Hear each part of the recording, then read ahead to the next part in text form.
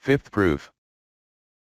Though similar in nature, the fifth proof advanced by the Holy Quran in support of the existence of God is far more forceful in terms of the strength of its argument.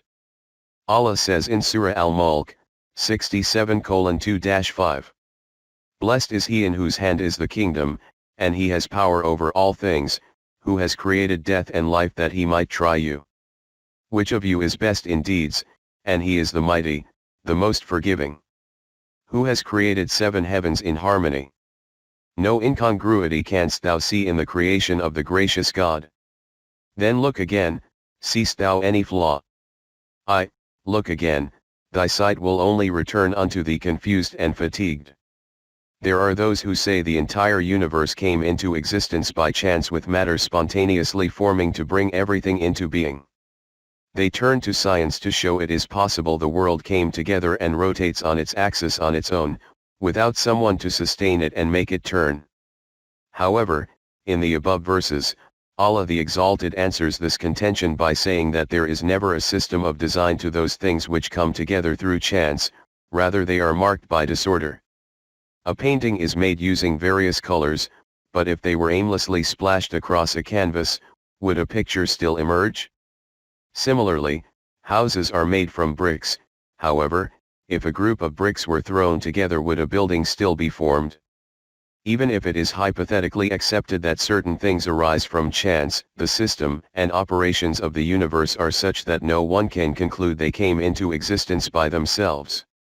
Let us suppose for a moment the earth arbitrarily emerged from matter and humanity has its origins in chance, but even then, when one looks closely at human creation, it is impossible to conclude that such a perfect genesis could emerge from a random cause. In our general experience of the world, we find that certain features or qualities of objects lead to their creator. When a person views a magnificent work of art, they recognize it has been created by a skilled artist, and when a person reads a fine piece of literature, they are able to discern it has been produced by a distinguished writer. The more coherent such a work shows itself to be, the more apparent the greatness and magnificence of its maker or writer becomes.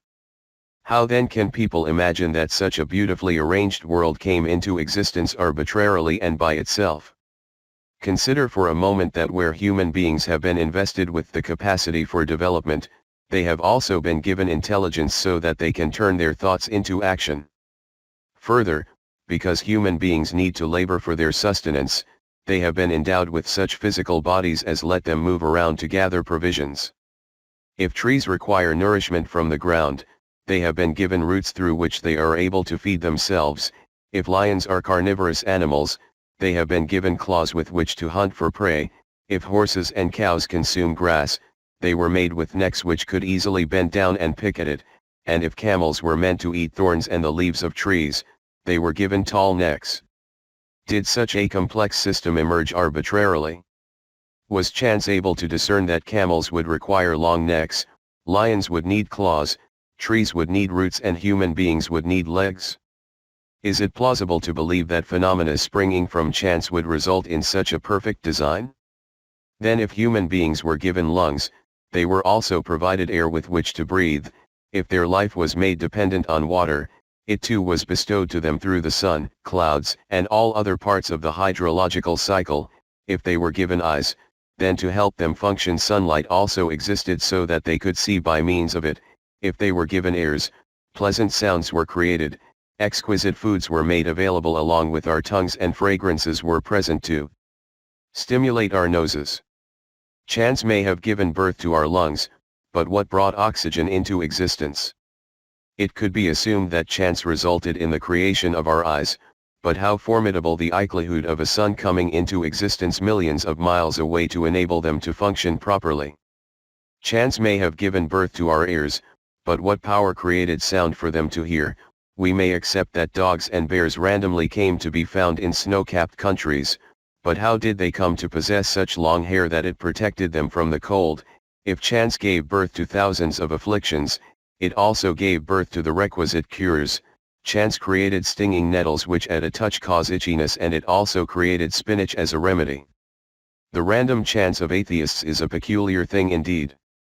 It provided for the birth and regeneration of those things that were destined to die, but did not fasten a regenerative cycle to those things that do not meet with a quick death.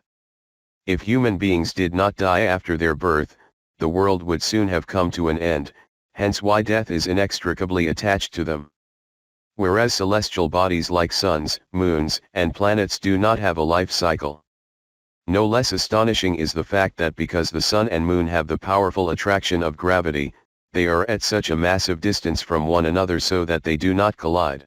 Does not all of this show that the universe emerged from a creator who is not only all-knowing, but possesses infinite knowledge? His laws are so perfect, they do not contain any sort of contradiction or incongruity. Even my own fingers appear to me as a proof of his existence. If, with the knowledge that has been extended to me, I had been given the claws of a lion, I would never have been able to write. God gave claws to lions instead of knowledge, just as he gave me knowledge and the fingers with which to record it. Countless experts and scholars are employed day and night to help improve the governance of nations, yet occasionally they commit such grievous errors that they cause great damage to the state and sometimes bring about its destruction. However, if we accept the workings of the universe emerged from chance alone, it is peculiar to think that thousands of intelligent minds make mistakes, but chance succeeds without fail.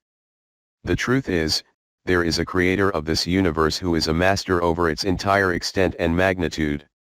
He is mighty. Were it not so, such purpose and design would never have been apparent.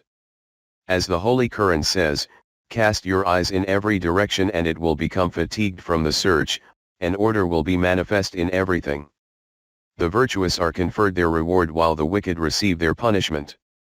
Everything within the universe functions according to its allocated task and does not desist for a moment.